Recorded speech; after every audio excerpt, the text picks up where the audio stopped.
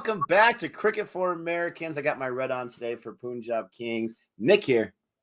Gabe. I got to change my name from the Night Watchman. I'm going to do it, Nick. I'm going to do it. It's Gabe Mush.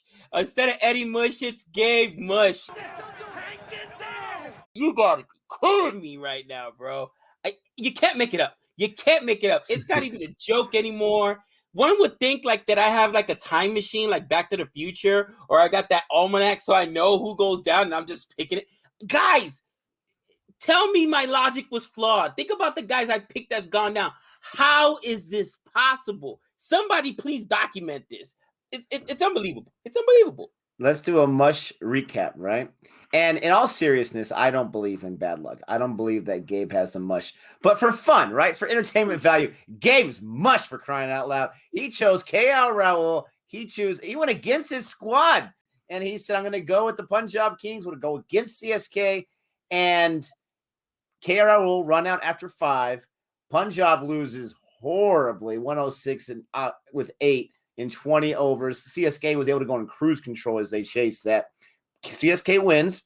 You'll be happy, Gabe. CSK is in second place. They have amazing net run rate thanks to this match right here. CSK is ahead of Mumbai, behind RCB. But CSK is up there, so that makes all the CSK fans. And you're welcome because I chose CSK to win yesterday, to Gabe's surprise. But I got to admit, once again, I chose Rayudu. He went out on a golden duck, so that was pretty horrible. I did a horrible fantasy day as well. I had Rayudu as my captain. I had Reina as my vice captain. They both didn't do too much, but it didn't matter. CSK wins. Congratulations. They were able to take the bull by the horns. I know Gabe's going to mention probably the biggest factor for that, or one of the biggest later on, so I won't steal that thunder. Welcome back to R3 Wickets, where we're going to be talking about this match. And I'm excited to talk about it. I'm going to go ahead and start off with what I liked because there wasn't a lot to like. I'm going to be talking about the Punjab Kings here. There wasn't a lot to like, but there was at least something, right? There was some kind of silver lining with the horrible opening partnership, the horrible 3 and 4 and 5 hitters. At least Shah Rukh Khan, right? Shah Rukh Khan, not the actor, but the cricket player. This guy was able to almost get himself a half century in this match where Punjab couldn't buy any runs. He got 47 off 36, strike rate of 130. He probably would have had a higher strike rate if he didn't have to protect the entire world because all the wickets went down. But I like seeing his grit. I like seeing that someone could do something because I'm sitting here thinking fantasy-wise, my guys aren't even going to have to chase that much, get as much runs as possible, so I appreciate that. And on the bowling side, just a little shout-out. I'm so happy to see Shami back. I'm happy to see him back and healthy. He's back where he left off last year in his whole career as a bowler, death bowler, whatever you want, 4 overs, 21 runs. Wasn't the best performance today, which is crazy. 2 wickets. I love seeing that. You know what? I got to say, Nick, that speaking about Shami, right? I was happy to see him in there because, dude, I felt bad for Muhammad Shami, bro. He broke his arm in Australia, and just to see him back in form, he looks good. But weren't you nervous when you saw him batting too at the end? You're like, oh, man, please, just listen. Not again. Go out on a duck, bro. It doesn't matter. You're Muhammad Shami, all right? We don't expect you to hit, bro. Yeah. And I'm scored like 26 runs on 8 wickets. Just go down. It doesn't really matter. Yeah, it doesn't matter. We're not going to judge you. We're not going to judge you. But, man, I'm so glad to see him back in form because he's going to be a big part. And obviously, he looked really good today. Got himself a couple wickets there. On the CSK side, what did I like, bro? Oh, my gosh. I'm going to continue with the bowling. And first and foremost, I was wrong. Wrong. Enter the crow right now. I'm eating crow because I said this bowling was going to get demolished. I said that they were going to get crushed. And Wakanda. I don't say it right, all right? Wakanda forever. It's in Mumbai, bro. And today, the bowling was absolutely superb. Chahar was a monster, Nick. 4 overs, yes, he was. 13 runs, 4 wickets, 328 Connie May rate. And you know what? I'm going to give him a 5-fer because that run out by Jadeja, that baseball-like Derek Jeter play, I'm also count that. I don't know why they don't count runouts for the bowler who's bowling because it was your Give ball. the man some credit. Yeah. produced that play that ended up getting him the wicket. So I'm giving him an honorary Pfeiffer. We're gonna call that a CFA Nation Pfeiffer, brother. But I was so happy. Again, Jadeja with that play, Nick, was amazing, and he was a madman feeling today. He showed me why everybody loves him, and I've seen so many great catches by him, but not like everywhere. This, he was everywhere today. He was everywhere today. Like I said, he got himself the run out, got himself 2 catches. Jadeja was amazing. Athletically, I think he is the best fielder, not just on CSK. He may be the best fielder in the IPL. He's up there with your Nicholas Perrons and guys like that. He may be the best fielder in the world for crying out loud. He's got to be in the conversation. Yeah, he's definitely got to be in the conversation. So, Sir Jadeja, you know, the one thing I was sad about was no Excalibur today. They didn't need it. Didn't need it. And that's the thing that's so amazing about Sir Jadeja. And if anyone doesn't know, I wasn't too sure about him from last season. Since then, we have both been shown. I'm a huge fan of Jadeja, one of my favorite players in the world. And he doesn't need Excalibur all the times. He can bowl, he can field, he can run around, he can do it all with the flowing locks. I love it. I'm going to go ahead and jump into what I dislike. There was so much to dislike. I'm not going to throw everyone on the bus. I'm going to try to stay positive here because, quite honestly, I don't really have a dog in the fight in this match. I'm just going against Gabe, going against CSK, even though I chose CSK because I don't trust Punjab. I don't trust him. And if you're a Kings fan, you know exactly what I'm talking about. I'm using last season and this season. I don't trust his squad, so I'm not surprised. KL Rahul's a different animal when he comes into the IPL. He's great worldwide as well, but from what I've seen, he's a different animal. Even he couldn't fight off the sickness they had today. It was absolutely atrocious. It was disgusting, and I'm going to attack the opening partnership. You've got to set the tone. This squad, and I'm going to replace Agarwal and put Gale in a different point in a second, but this squad's opening partnership was horrible today. A duck for Agarwal, 5, and then the run out. You don't ever want to get run out. Why would you even test Jadeja's arm when he's that close? In baseball, Gabe, there are certain guys in the outfield you just don't run on unless you're Ricky Henderson, and he hasn't played for a few months or a few years, actually. So you just don't do it. I don't know why that didn't happen in this match. I have no idea what's going on, but KL Rahul let his team down as the captain. That was not very good. You can blame Gale. You can blame whatever you want. Runouts just shouldn't happen. It's a 2-part thing. I'll always stick by that. But what I disliked is the fact that with Punjab, now this is where I throw Gale in there. Gale and KL Rahul, they're your main guys. I'm going to get to Agarwal for what I learned later on. They're your main guys. Those guys go down. Do you really trust the rest of the guys? Puran is non-existent, right? And let's talk about him for a second. He's seen 3 balls this season, okay? He's got 2 ducks, okay? He hasn't gotten a run yet in 2 innings. John Campbell's like, ha, ha, ha, ha, ha, with that kind of nonsense. 3 balls, 2 innings, 0 runs. I don't know where Nicholas Perron is at. That's an overseas player. I'm not saying bench him, but he's got to wake up. But this squad, I just don't trust him when those guys go down. And today was a case in point. But let me say this because Gabe's going to kill me if I don't. And I do mean this. It was the bowling that was the biggest factor from CSK. It wasn't just Punjab just throwing away their wickets. The bowling was out of control. Yeah, not to kill Agarwal, bro. I dare say, and I mean, there's been a lot of good ones this year, but so far, the ball that got out Agarwal has got to be the ball of the year.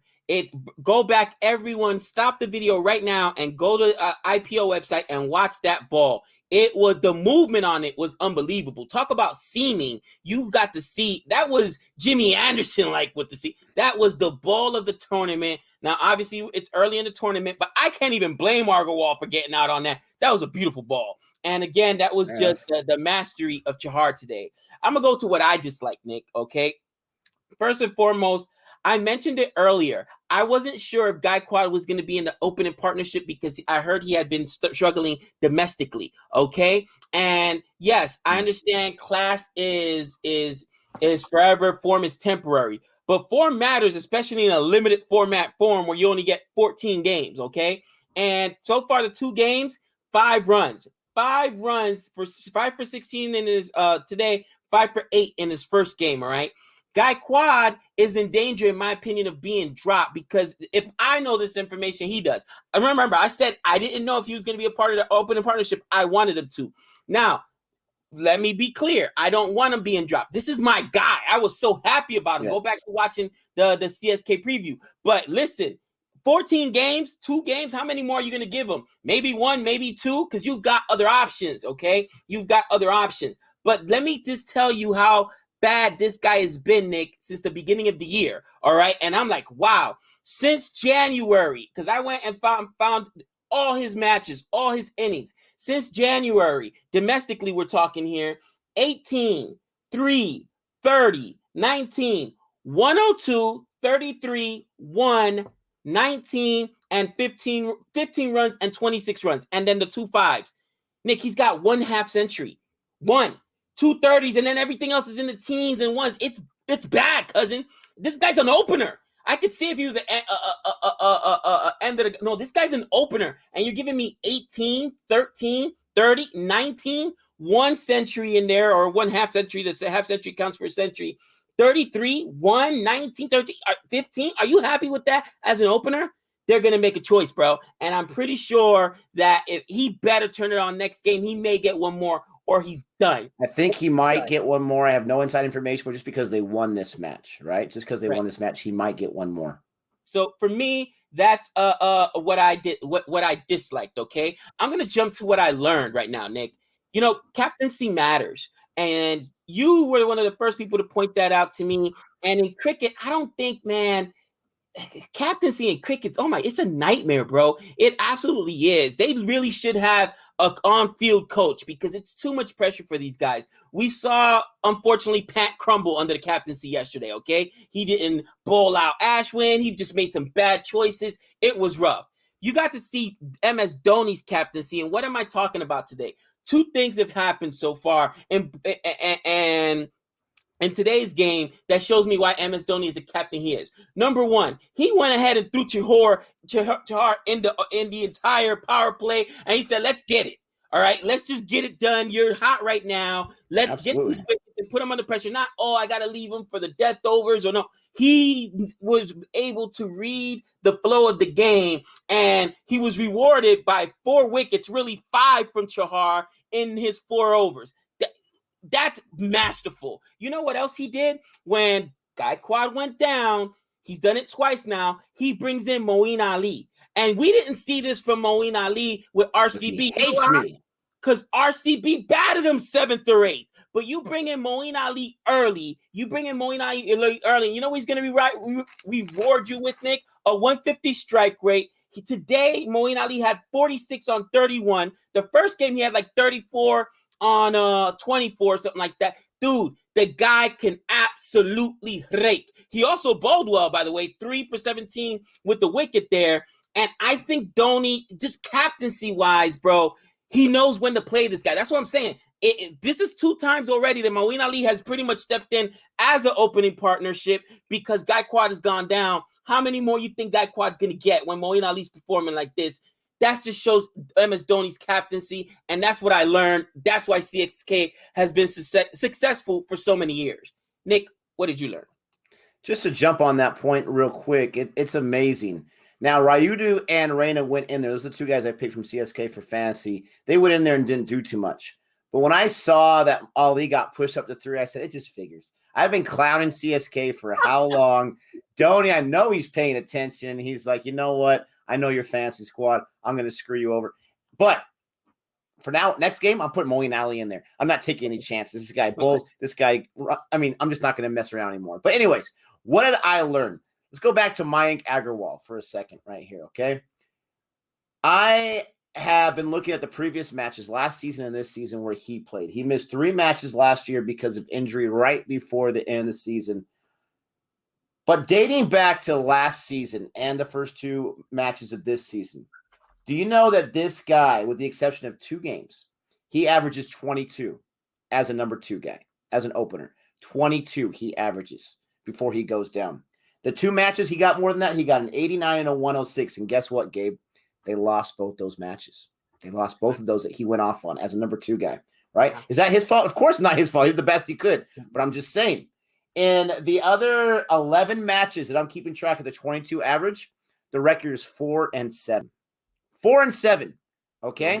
No bueno. So you have 7 losses, and then you have the 2 when he goes off. I'm not blaming him for that. But my point is, your opening partnership, in my opinion, and I'm assuming your opinion too, is so important to the success of the team. Going back to my Mumbai point about the 3 Ps, right? 5, 6, and 7. The first 4 guys, they take care of most of the problems, the damage. This guy's batting number 2. Whether he has a good performance or a bad performance, he's not making much of an effect on his team. I'm not putting it all on him. He doesn't bowl. He's only 1 of 11.